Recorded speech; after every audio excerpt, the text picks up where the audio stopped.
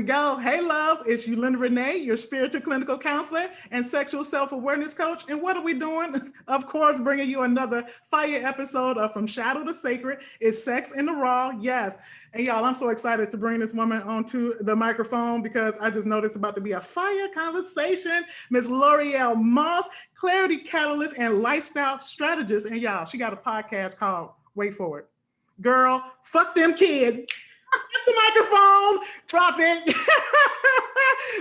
Loreal, please come to the mic and tell them more about yourself. What? Hello, good people. Once again, my name is Loreal Moss, and yes, I am the creator of the Girl Fuck Them Kids podcast. This is a whole movement because I am here to live my best life, and I have 3 little queens, little goddesses that I'm raising, and I am going to be the example of a wild, free, happy Black woman. Yeah. And the first steps towards being happy, especially when you have children, is to sometimes you got to step back and say, girl, fuck them kids. I'm gonna do me. So yeah, that's what I do. And I also do a little bit of life coaching and some strategy. So yeah. Yes. Well, adjust your video so we see your whole face, and then tell us about this shirt you got on. What's that say? It says, "My sex is magic." We're about to get all the way into it. So your face getting cut off a little bit, so you might want to just. Oh, can you see me? Is that better? That's better. Yes. Make sure we see your whole beautiful face, my dear. So tell us about this shirt. Let's get into this shirt real quick. So this shirt, I have a friend. She is a spiritual. I have so many spiritual goddess friends. I feel like I'm going to describe all of them that way, but she is a spiritual goddess, and her focus is on helping women to elevate themselves to true queen and goddess status and stop fucking with these peasants that are not worthy of being in their presence. And she puts affirmations on shirts, and this is one of the shirts that she created. I loved it. Yes. I was like, yes, let me get that. Thank you. She has some that are a little more raunchy, but along the same lines. And so I will be getting more. Yes. But I got this shirt from her. Her name is Twyla. Man, we want to get Twyla. Yes. Most definitely. Well, let's get to a little bit more into this podcast. What made you decide to create this? What was going on? Oh my gosh. So many things were going on. I had come out of a depression, and I had in the midst of that depression, I had a miscarriage. A relationship ended. My husband and I were actually in a relationship with a young woman, and she ghosted us, like just kind of out of the blue, fell off the face of the earth for over a year, like no calls, no texts, no emails, nothing. And so that really, messed with me. And I, as I was processing through that relationship and also working through things that I was unhappy with inside my marriage, like apart from that relationship, I was like, I need to really get back to myself, because a lot of this behavior, this is not me. Like I don't recognize myself. I don't recognize who I am. And everything in my life had become about my husband and my kids. And I literally was in a space of, fuck y'all, I need to focus on me. Yes. And that is where the podcast came from, honestly. And it was, it started out as a way of me sharing the things that I have been doing to work on healing myself. And I'm so excited to be sharing more of that. I took a hiatus, but we will be back January, February of 2021. So I'm really looking forward to these episodes. Yes, check it out. So your process, share a little bit more about your process and your healing journey. Well, I started going to therapy for one. Even though there are so many Black and brown women, men, people advocating for therapy, there is still this stigma around. If you go to therapy, something is wrong with you. You're crazy. A lot of people are still teaching this, pray your way through it. Kind of shit. And there's nothing wrong with prayer at all. There's nothing wrong with that. I pray every day. Sometimes I pray all day long, depending on what kind of day I'm having. Right. But sometimes you need someone who knows what they're doing, that specializes in the human brain, the human psychology, and can help you see yourself in a different way. Yes. Especially when you're somebody that gets wrapped up in a lot of drama. Sometimes we can get wrapped up in shit and don't even realize how much shit we're wrapped up in. That is the space that I was in. And I was like, you know what? I need somebody to talk to. I didn't want to, keep running to my friends about it. I didn't want to keep, running to cousins and aunties. And I didn't want to do that anymore, because one thing I learned was people can only advise you from their own experience. They can only advise you based on what they've been through, what they've heard, what they know. And a lot of people have a limited life experience. A lot of times the people that talk the loudest don't know shit. Girl, tell okay. So I was like, no, I really want to talk to somebody who can help me see things differently and help me get myself on track. So the first thing that I did was go to therapy. I started meditating. I started really reconnecting with myself, doing things to make myself feel good. My husband and I separated. We're still separated, but we're in the process of coming back together. And I really feel like had we not separated, we would be divorced right now. So quite a few things took place in that journey, but the biggest thing that I did was I became selfish. A lot of people feel like that's a dirty word, but it's really not. Nope. It's not. I love it, because I tell people sometimes you have to become self-centered, and that doesn't mean you're really like disregarding everybody else. It means you are shifting yourself to the center of your life. Yes, most definitely. That's exactly what I did. And I put boundaries in place. I started saying no. No is one of my favorite words now. And not only did I put boundaries in place, I had to enforce boundaries with myself.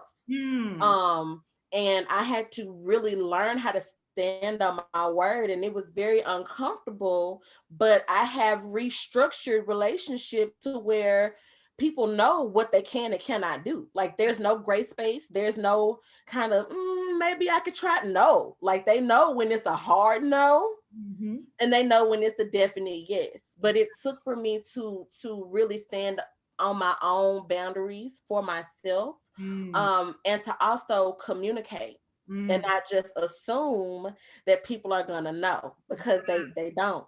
Girl, you're dropping all these gems. Excited, girl. So you just said a whole word, boundaries. What was that like, establishing boundaries with people? Because we know how that looks. Yes. Oh my God. So honestly, it was easier with my children than it was with the adults in my life, which is funny. That was funny to me, but it makes sense because we look at children as, they can be really stubborn.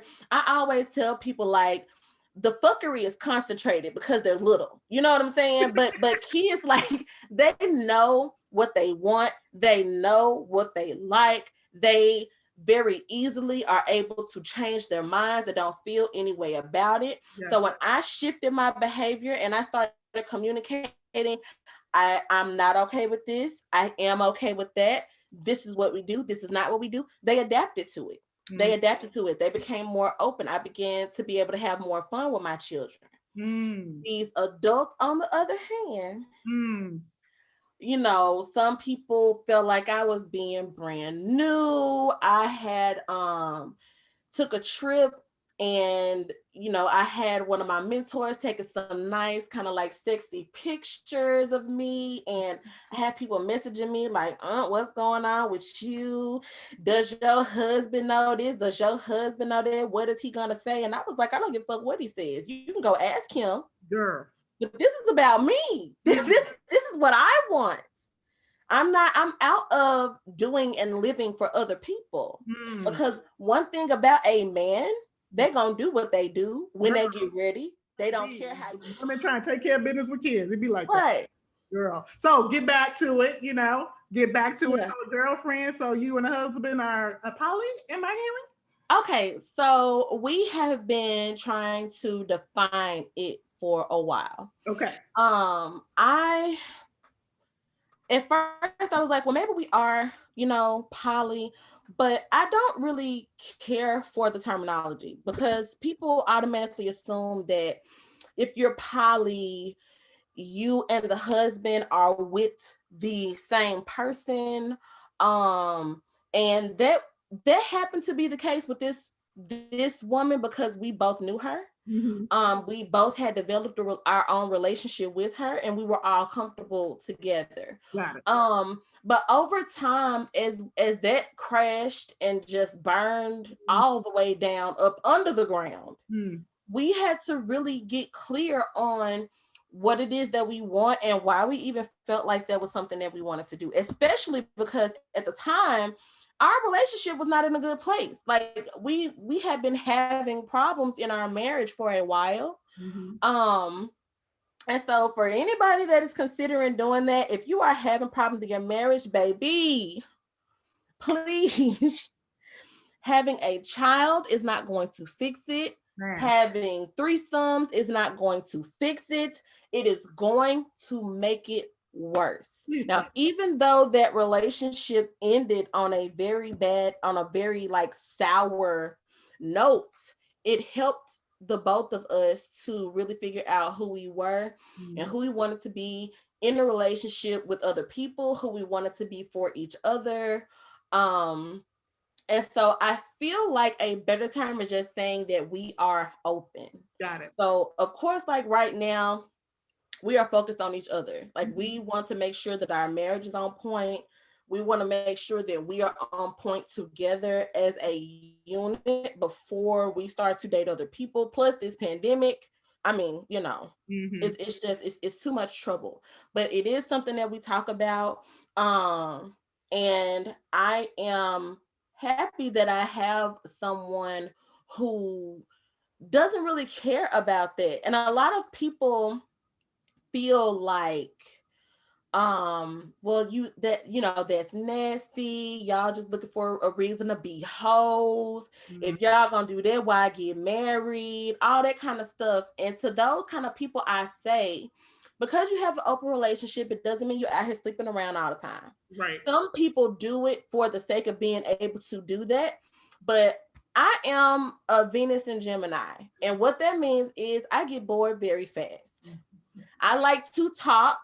I like to do stuff. My husband is a Virgo on a Libra cusp. He don't have time for all of that. He don't have time for all the talking all day. He don't have time for wanting to do things all day long. That means I need to find a way to fill that void. Yes. When I am, now that I'm clear on the kind of partner that I want, I'm not even looking for sex. I'm looking for companionship on another level. Yes. Somebody that when my husband is like, okay, babe, I need a break, I could tag them in and give him a break. Because at the end of the day, that is who I'm with. He is my choice. He is the person that I want to grow with.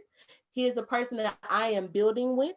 But that does not mean that I want to continue to put this pressure on him to be my one and only. It is so hard. Yes. It is so hard. And a lot of women especially make this mistake where they get in a relationship and everything becomes about this person. Yes. You want to go, and it's okay to love them and want to do all these things for them, but you cannot let go of who you are in the process. Keep your friends, keep your hobbies, keep filling yourself up. Keep growing, keep investing in yourself, whatever that looks like.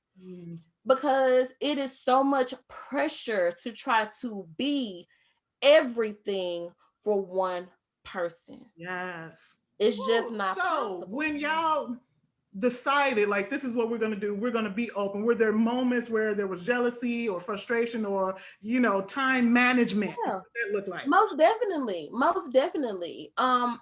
There were moments like that. Just because whenever another person comes in, it's kind of like sizing them up a little. like, like, what she be doing? Like, what can she do that I can't do? Just because it goes from wanting to be your best to wanting to beat out the other person. And that's where things get tricky, and that's where things get hard. And so that there were so many insecurities that came to the surface for the both of us.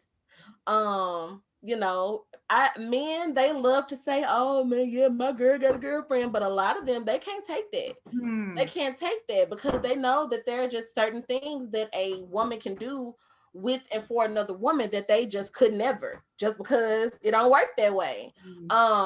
And so there were definitely moments of jealousy, but it really forced us to get clear on the communication. We had to strengthen our communication. Yes. We had to spend more time together to make sure that we were not using this person as a crutch. We had to also make sure that this other person felt like they were included in our relationship, like they weren't just a third wheel. There's a lot that goes into it, but there were moments of like jealousy and insecurity and all of that. There were some ugly moments, but like I said, we were already having problems in our marriage before, and so all of those feelings on top of the problems made it worse. It made it worse, honestly. Like, looking back, I don't blame her for doing what she did, just because I know things about her and the way that she processes things, so I understood, but that didn't make it hurt any less. Yeah. That didn't make it hurt any less. There's a lot of people that ghost because it's just too much, and the way that it works for them is just to cut your losses and go, just cut and run. But I would encourage people to, just bite the bullet and communicate. Please. In some way. Give the opportunity for closure, even if it's I'm unhappy, I'm done. That's fine. That is fine. Or this is not what I want anymore. I'm done. Okay, cool. But yeah, there were a lot of things that definitely could improve. And I know that whenever he and I are ready for another partner, whether we are sharing this partner or whether we have our own partners, things will be immensely better. Yes. I love it. I love it. So as you were going through your journey, did you explore your sensuality, your sexuality while you was out here doing your thing? What that look like? Yeah, so I really spent a lot of time figuring out me. Like, what do I really get turned on when my husband does this to me? Like, do I really like it, or do I just kind of act like I like it? Like, I start to spend a lot of time myself, lots of self-exploration. Yes, please.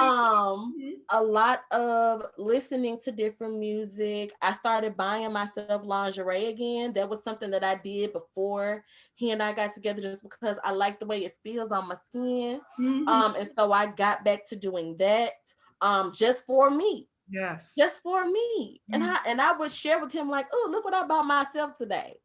And he'd be like, you bought that for yourself? I said, yes, I deserve this, So I started buying myself lingerie. I got into sensual touch practices that were not sexual, just like literal self-massage, not that other kind, y'all, not all the time anyway, but just sensual touch, sensual massage. Yes. I started doing some yoga to kind of feel where I've been holding tension in my body.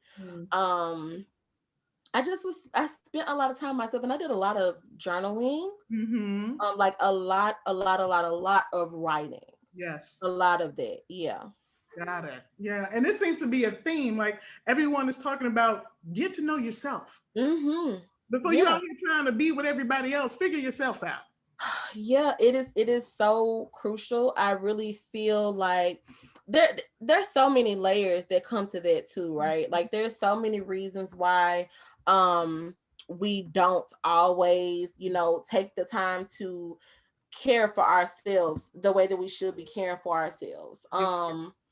It could be kids, like my baby's at the door now. It could be kids, it could be work, it could be anything, just day-to-day obligations. You trying to cook and clean and take care of the dog, and you got neighbors getting on your nerves, and all of these responsibilities. Like, so many things can take us away from ourselves. Yes. But we have to make self-care and self-preservation a healthy habit. We have to start putting ourselves first. Like, for me, it's been tough. Like, it's something I have to remind myself to do, because I was told that once you have kids, your life is over. Right. What you want don't matter. Yes. You got to do everything for your kids. Your kids come first. And then when you get married, you got to take care of your husband. You really not going to have time for yourself then. And it's amazing how those things stick with you. And you begin to act as if that is true. Yes. You just begin to act as if it's true. It's like you don't even give your chance. Girl, that is how it be. See, this is what we're talking about, self-care, because we would go MF and crazy if we didn't. Okay, we will. And I have told my children, people say, don't talk to their kids like that. I'm like, I'm not letting anybody, including y'all, put me into an early grave. Man. So when I say I need a nap, it would be in your best interest to allow me that nap. When mommy says she doesn't want to talk and play right now, allow me that time to not talk and to not play. So then when we do talk and play, it's going to be so much more enjoyable. For everybody, right? For everybody. Everybody can have a good time. Y'all keep coming back here fucking with me. It's going to be a whole situation. Nobody's having fun at all. It's not a good time. I love it. I love it. Oh, that's so funny. So let me ask you this. On your journey, did you discover something about yourself that you were surprised by? Something that I was surprised by. I honestly embraced being like pansexual. Ever since I was a kid, I've been like, I love everyone. Ever since I was a kid, it's like, I love everybody. And I really do. Yeah. I really do. Like, I don't care. I don't care. I don't care who you are. If I want you to get this love, baby, you can get this love. Like, it just is what it is. And that is something that I had to embrace about myself, because a lot of people are like, what is that? And basically, a pansexual person is someone that really does not limit who they're attracted to. Like, you could date a transgender person, bisexual person, gender fluid person. It really doesn't matter. And that is something that does not matter to me. I tend to, move off of the vibes that I get from people anyway. I don't really care like how you present. It doesn't matter. I've had people say, would you date a bisexual man? Yes. Would you date a transgender person? Yes, I would. It doesn't matter to me. It doesn't matter. It doesn't matter. If we vibing, they like me, I like them.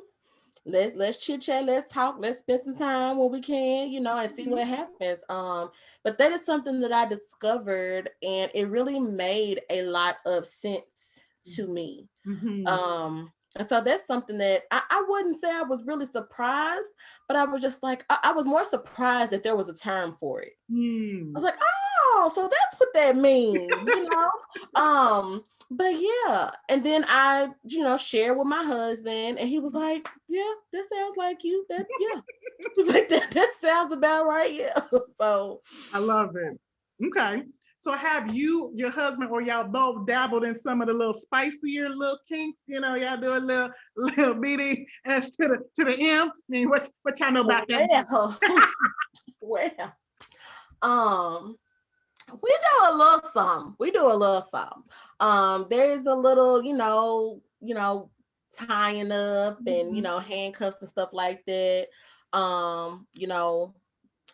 We both like a little choking every now and then. Little slapping, not like a cock your arm back and try to slap skin on somebody's face. Not that, but like just a little tap that's kind of like, woo, like kind of wake up a little bit. Right, like, woo, okay, like something like that.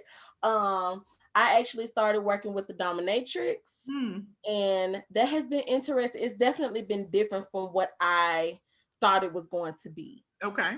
Yeah. So they portray that in the media, especially in porn, as just really hardcore. You're getting like, you have to walk around on your hands and knees, and you're getting spanked all the time, and a lot of pain. And it is not like that, at least not for me. There are people that do that, but the goddess that I work with, she is what you call a lifestyle dom. And so she works with people who want to do this as a lifestyle, not someone that's like, oh, let me get a session so you can beat me and then you go on about your way. Gotcha. Yeah, she works with people who really want to be submissive as a lifestyle. And that is why I chose to work with her, because I was having a very hard time with the word submission in general. A lot of women do, especially Black women. You hear the word submission and it's like, who, me? What do you mean? What does that mean? I don't comprehend. Does not compute. So I was like, listening to her teach about what it means and watching her embody it in different areas of her life, it's like, oh, I think I could learn some things here. And I also started working with her because I was having a very hard time being present. I have suffered with depression. I'm a high functioning depressive person. And the work that I've been doing on myself allows me to kind of catch when those waves are coming. But a lot of that happens, the triggers happen when I am so far ahead of where I am. Got it. Like constantly thinking about what's happening in the next hour, what's happening tomorrow. Like I lived so far in the future all the time that I just could not enjoy anything that I was experiencing. And so that is why I wanted to work with her, because the things that she has me do, which are not like anything like crazy, honestly, it helps me to focus. And it's also been helping to build my confidence. So one of the things that I have to do every day, I have to send her a picture of myself. It doesn't matter what kind of picture it is. It can be a kinky picture. It can be a just rolled out the bed looking hot ass mess picture. It doesn't matter. But I have to send it to her by a certain time every day. And then I have to give her 2 reasons why I think I'm amazing. I have to do that every day. If I miss a day, there's consequences. But, so far, I've been doing pretty good. I love that. Girl, this speaks to my life, because the whole idea of therapeutic BDSM, you know what I mean? And using therapy, because it can be healing. Right? It can. It is so beautiful. It is beautiful. It is. So give your dime kudos for me, too. Yes, girl, for doing the work. Yes. I love it. Oh, so what last few words you would give to someone listening to this podcast who just hearing your story? What kind of advice would you give them? It is never too late to start over.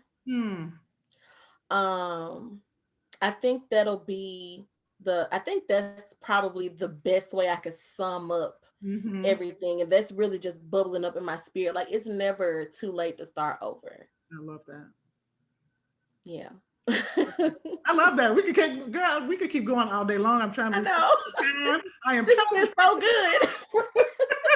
Oh, so where can the people find you? Because I'm gonna be all over your website and this podcast. When is it coming? Fuck them kids. So yeah, you can follow the podcast on Instagram at Girl F Them Kids Podcast. I didn't want them to shut my Instagram down.